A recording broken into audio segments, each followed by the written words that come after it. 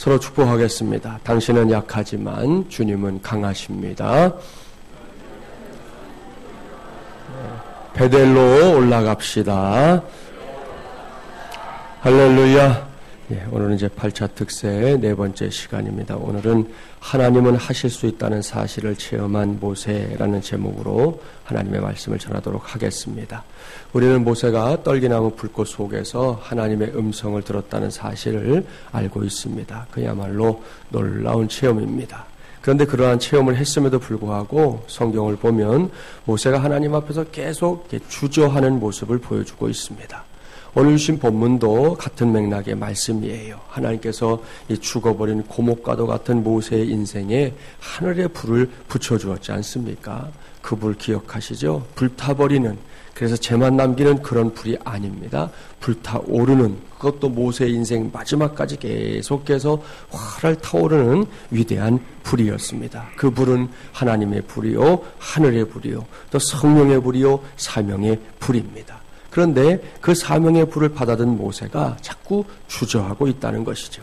자신에게는 그런 사명을 감당할 자격이 없다는 것입니다. 능력이 없다는 것입니다. 하나님의 선택이 잘못된 것 같다는 것입니다. 그러나 우리 하나님이 어떤 하나님이십니까? 민수기 23장 19절은 이렇게 정확하게 말씀합니다.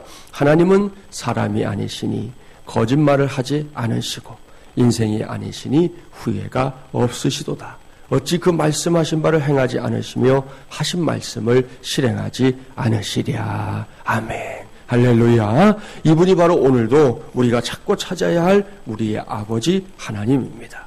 결정하신 것에 후회가 없는 하나님, 말씀하신 것을 반드시 행하는 하나님입니다.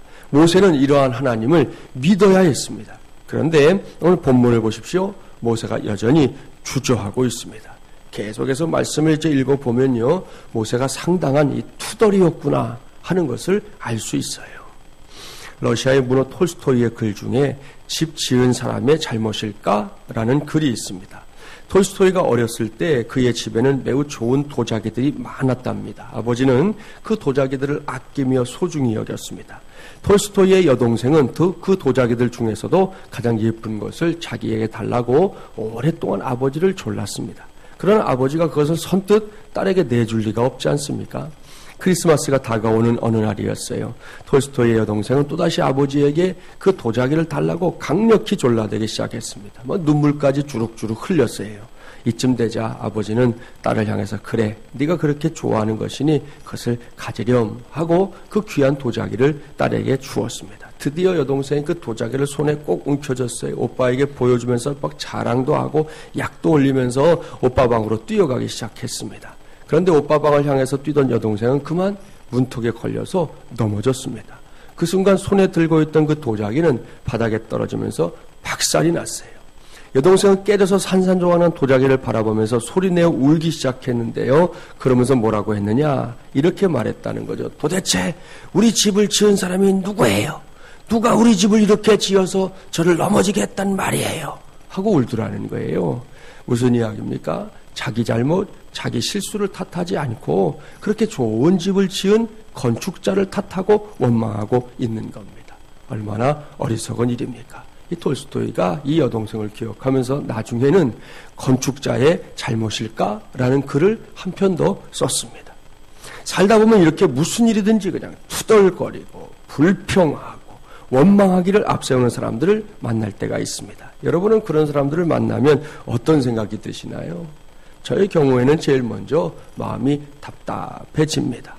눈이 삐딱해서 그러는 것인지 마음이 삐뚤어져서 그러는 것인지 알 수가 없어요. 매사가 불평입니다. 무엇이든지 한 번쯤은 걸고 넘어가야 속이 편한 것처럼 굽니다. 그러니 그런 사람들을 바라보는 마음이 답답할 수밖에 없지 않겠습니까? 이런 이야기가 있어요. 생김새가 똑같은 일란성 쌍둥이가 있습니다. 그 중에서 한 아이는 언제나 희망으로 가득 찬 이 낙관론자였습니다.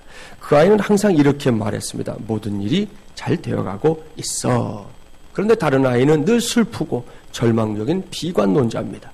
이 아이는 매사가 불평불만이에요. 이렇게 극과 극의 성격을 가진 쌍둥이들 때문에 걱정에 빠진 부모가 아이들을 데리고 정신과 의사를 찾아갔습니다. 의사는 부모에게 아이들의 성격의 균형을 가져다 주기 위해서 한 가지 제안을 했습니다. 다음번 아이들 생일날 아이들을 각자 방에서 상자 속에 선물을 열어보게 하십시오. 비관적인 아이에겐 최고의 선물을 사주고 이 낙관적인 아이의 선물 상자에는 거름 아시죠? 농사할 때 뿌려주는 거름을 넣어주십시오. 다음번 생일을 맞이했을 때 그 부모는 의사의 제안대로 두 아이에게 선물 상자를 각각 준 다음에 아이들의 방에 몰래 찾아가서 들여다보았습니다. 비관론자인 아들은 부모가 사준 최신형 컴퓨터와 계산기 그리고 장난감 자동차를 보면서 큰 소리로 불평하고 있었습니다. 이 컴퓨터는 색깔이 마음에 안 들어. 이 계산기는 틀림없이 고장 날 거야. 내가 아는 다른 아이는 이것보다 훨씬 큰 자동차를 갖고 있어. 기가 막힐 노릇이에요. 최고의 선물을 받고도 여전히 불평하는 것이죠. 그런데 이 낙관론자인 아들은 선물 상자 속에 있는 거름을 공중에 막 내던지면서 신이 나서 웃고 있었습니다. 방안이 막 온통 거름투성이었어요. 정신이 나가서 그랬냐? 아닙니다. 이때 이 아들이 하는 말은 이것이었어요. 아빠, 엄마, 날 놀리지 마세요. 크크크.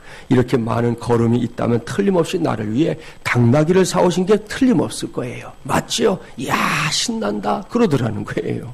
여러분, 이 두 번째 아이의 모습이 오늘 우리가 가져야 할 믿음의 모습인 줄 믿습니다. 그런 믿음으로 이번 특세를 감당하기 바랍니다. 그리할 때 하나님께서는 우리의 믿음대로 역사하여 주실 줄 믿습니다. 그런데 모세는 아직 그런 믿음을 갖고 있지 못했습니다. 오히려 그는 첫 번째 아이처럼 아직도 비관적인 성향을 포기하지 못하고 있습니다. 그렇기 때문에 그가 할 수 있는 것이라고는 하나님 앞에서 계속해서 투덜거리는 것뿐이었습니다. 오늘의 본문 10절부터 12절 말씀 함께 봉독해 볼까요? 10절부터 12절입니다. 모세가 여호와께 아뢰되 오 주여 나는 본래 말을 잘하지 못하는 자니이다. 주께서 주의 종에게 명령하신 후에도 역시 그러하니 나는 입이 뻣뻣하고 혀가 둔한 자니이다. 여호와께서 그에게 이르시되 누가 사람의 입을 지었느냐? 누가 말 못하는 자나 말 못 듣는 자나 눈 밝은 자나 맹인이 되게 하였느냐? 나 여호와가 아니냐? 이제 가라. 내가 내 입과 함께 있어서 할 말을 가르치리라. 아멘. 앞서 하나님께서 두 가지의 기적까지 보여주면서 모세로 하여금 사명을 감당하라 말씀하셨잖아요. 이것만도 얼마나 큰 힘입니까? 결코 아무나 할 수 있는 거 아니지 않습니까? 그렇게 하나님께서 능력을 주셨는데도 모세는 또다시 투덜거리고 있다는 것이죠. 이번에는 뭐라고 말합니까? 자기가 말을 잘 못한다는 거예요. 본래도 못했고 하나님께서 사명을 맡기신 다음에도 여전히 나는 말을 잘 못한다는 겁니다.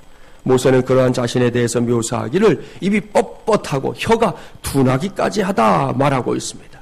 정말이지 모세는 창피한 것이 무엇인지도 모르는 것 같습니다. 굳이 이렇게까지 자기 스스로를 평가절하할 필요가 없는데도 모세는 스스로를 아주 보잘것없는 존재로 만들고 있는 것입니다. 사랑하는 세배용사 여러분, 이런 태도는 하나님을 실망시키는 태도입니다. 물론 하나님 앞에서 우리 자신을 내세워 봐야 남는 것은 부족함과 허물 뿐입니다. 틀림없습니다. 그러나 그렇다 하더라도 하나님께서 우리의 아버지라는 사실을 상기한다면 당장 태도를 바꿔야 합니다. 흔히 고슴도치도 자기 새끼는 예뻐한다고 하지 않습니까? 하물며 하나님은 어떻겠어요? 하나님께서 하나뿐인 독생자를 우리를 위해 내어주신 사랑으로 우리를 사랑하는 분이지 않습니까? 그런데 하나님의 자녀된 사람들이 하나님 앞에 가면 입만 열면 나는 부족합니다. 나는 못났습니다. 나는 모자란 놈입니다. 나는 입이 뻣뻣해서 아무것도 할 수 없습니다. 나는 혀가 굳어버린 사람입니다. 나는 그야말로 죽일 놈입니다. 그렇게 말한다고 생각해 보자는 거예요. 이것은 하나님도 돌아버릴 일입니다. 계속해서 오늘 본문을 보면요, 이 모세의 태도가 슬슬 하나님의 심기를 불편하게 만들고 있는 것을 볼 수 있어요. 본문 13절부터 17절을 하나님의 마음을 헤아리면서 함께 봉독해보면 좋겠습니다. 13절부터 17절입니다. 모세가 이르되 오 주여 보낼 만한 자를 보내소서. 여호와께서 모세를 향하여 노하여 이르시되 레위 사람 내 형 아론이 있지 아니하냐? 그가 말 잘하는 것을 내가 아노라. 그가 너를 만나러 나오나니 그가 너를 볼 때에 그의 마음에 기쁨이 있을 것이라.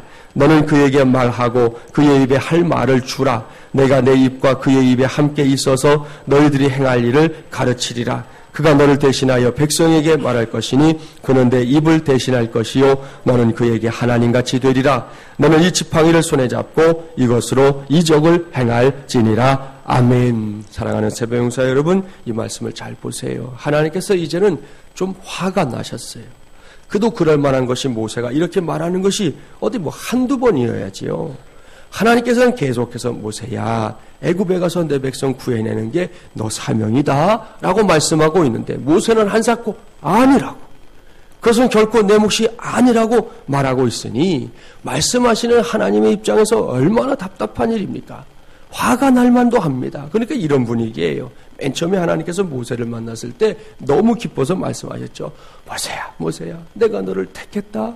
너를 통해 저 애굽에 있는 내 백성들을 구원하려고 하니 그 사명을 네가 감당해 다오.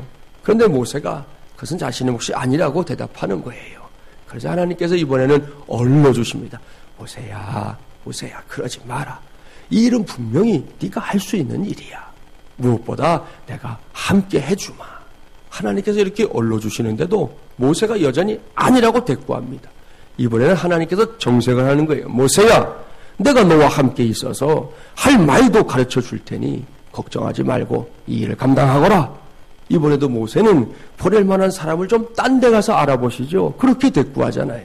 그러니까 이제는 하나님이 아예 인상을 쓰고 말씀하는 거예요. 모세야, 할 수 있거든? 할 수 있다니까. 내가 네 이름 아론까지 너에게 붙여줄 테니까 걱정 좀 하지 말고 애굽으로 가란 말이다. 그렇게 지금 말씀하고 있는 거예요. 이 과정에서 하나님의 마음을 헤아려야 합니다. 그리고 오늘 주신 말씀의 제목도 떠올려야 합니다. 하나님은 하실 수 있다는 사실을 체험한 모세의 말입니다. 그렇습니다. 나는 할 수 없지만 하나님은 하실 수 있습니다. 할렐루야. 이것이 우리가 말하는 믿음이에요. 나는 할 수 없지만 하나님은 하실 수 있다. 특세 주제 그대로 아닙니까? 나는 비록 약하지만 주 예수는 강하시다. 이게 헷갈리면 안 된다는 거예요. 소위 믿노라 하는 사람들 가운데 정말로 이상한 착각을 하는 사람들이 있습니다. 그것은 내가 못하면 하나님도 못하신다 생각하는 거예요. 내가 알고 있는 어떤 사람이 못하는 것이라면 하나님도 못하실 것이라고 생각하는 겁니다. 이런 사람들의 공통적인 특징이 뭐냐? 그것은 하나님을 지나치게 생각해 드린다는 거예요. 이런 생각을 하는 거죠. 이건 아무리 생각해봐도 하나님께 무리야. 내가 생각할 때 이것은 결코 될 수 없는 일이야. 내가 이런 걸 가지고 기도하면 하나님이, 우리 좋으신 하나님이 얼마나 난처하실까. 그러니까 이런 기도는 하지 않는 게 상책이야. 아하, 신앙생활을 하다 보면 이런 분들 만날 때가 있어요. 사랑하는 새벽용사 여러분, 고상한 것 같은가요? 굉장히 고차원적인 신앙인 것 같습니까? 착각하지 말아야 합니다. 이것은 고상한 것도 고차원적인 것도 아닙니다. 이것은 고물신앙입니다. 당장 내다버려야 할 신앙이라는 말씀입니다. 지금 모세가 가진 신앙의 현주소가 바로 그렇습니다. 그러니 하나님의 가슴이 답답하신 겁니다. 속이 타는 것입니다. 얼굴에 인상을 쓸 수밖에 없었던 것입니다. 따라서 우리는 달라야 합니다. 제8차 특세의 네 번째 시간을 맞이한 우리 모두는 이 점에 있어서 분명히 달라야 합니다. 이 새벽에 기도할 때 여러분 반드시 기억하십시오. 나는 할 수 없지만 하나님은 하실 수 있습니다. 나는 무능하지만 우리 하나님은 전능하십니다. 나는 약하지만 주님은 강하십니다. 위대하십니다. 능력이 넘치십니다. 무소부재의 하나님이십니다. 이것을 기억하십시오. 이것을 붙잡으십시오. 이것을 확신하면서 기도하기 바랍니다. 그런 하나님께 내어놓지 못할 기도가 없습니다. 하나님의 능력을 우리의 생각 때문에 제한하면 안 됩니다. 불가능이라는 단어는 세상에만 존재하는 것입니다. 하나님의 세계에서는 결코 통하지 않는 단어입니다. 이것을 기억하면서 부르짖어 기도하는 이 새벽이 되기를 간절히 바랍니다. 그래야 할 때에 하나님께서는 하나님의 사람들에게 귀하게 은총으로 응답하여 주실 줄 믿습니다. 이 안산제일교회를 심우하시는 고은 목사님, 우리 교단의 참 훌륭한 어른이신데 그 목사님이 참 목회 경험이 굉장히 풍부하신데 그 체험단 가운데 하나입니다. 이 목사님께서 이 체험을 나누기 28년 전에 신학교 졸업반 때 일을 한번 이야기하신 적이 있어요. 당시에 이제 졸업을 앞두고 전도사로 이제 사역을 나가야 되잖아요. 서울의 한 대형 교회, 그 당시로서도 큰 교회, 대형 교회에 교육 전도사 이력서를 제출하고 면접을 받습니다. 청빙위원회들 가서 이제 사람들과 만나서 면접을 하고 나서 돌아가는데 그랬다는 거예요. 돌아가서 기도하고 기다리고 있어라. 당시만 해도 순수하게 짝이 없었던 이 신학생, 이 전도사님이요, 신학교 기도탑에 올라가서 전화가 올 때까지 금식하면서 계속 기다렸어요. 왔을까요? 안 왔을까요? 안 왔습니다. 언제까지 안 왔느냐? 이 이야기를 하실 28년이 지나도록 전화가 안 왔습니다. 그로부터 28년이 지난 해 어느 날 어느 목사님으로부터 한 주간 이 교회에 부흥회를 인도해달라 하는 전화를 받았어요. 고 목사님은 강사로 그 교회에 가서 피차 큰 은혜를 받았다고 합니다. 성도들도 많이 울고 고 목사님도 시간 눈물로 말씀을 전했답니다. 왠지 짐작이 가시죠? 다른 성회보다 더 고 목사님이 감격한 것은 그 교회가 28년 전에 이 교육전도사 부임을 거절했던 바로 그 교회였기 때문이었습니다. 그 당시를 떠올리면서 목사님이 실망이 굉장히 컸었다는 거예요. 그러면서 이 목사님이 남긴 고백이 있어요. 나는 건강도 부족하고 경력도 부족하고 학력도 부족하고 외모도 부족한 사람이었다. 그러나 하나님은 세월이란 시간을 섭리의 시간인 카이로스로 바꾸어 놓았다. 하나님의 때, 정한 때에 나를 부흥사로 만들어서 그 교회에 28년 만에 보내 28년 전에 내가 기도탑에서 기도했던 그 기도에 응답해 주신 것이다. 기도하는 사람은 어떤 상황에서도 결코 낙심할 일이 아니다. 하나님의 응답은 우리의 생각을 초월하신다. 할렐루야. 사랑하는 새벽용사 여러분, 우리 하나님은 바로 이런 분입니다. 우리는 할 수 없다고 하는 상황 속에서도 하나님은 하실 수 있습니다. 우리의 불가능은 어디까지나 우리의 불가능일 뿐입니다. 하나님께는 모든 것이 가능합니다. 믿으십시오. 여러분의 손에 들려 있는 것이 비록 작고 작은 계란 하나일지라도 그것으로 거대한 바위도 깨뜨리실 수 있는 하나님의 능력을 믿을 수 있는 우리 새벽용사들이 되시기를 바랍니다. 그리고 구하십시오. 그래서 이 새벽에 모세처럼 나는 할 수 없지만 하나님은 하실 수 있다는 사실을 우리의 삶을 통해 우리의 온몸으로 우리의 온 영혼으로 절절히 체험할 수 있는 새벽용사들이 되시기를 주님의 이름으로 간절히 축원합니다.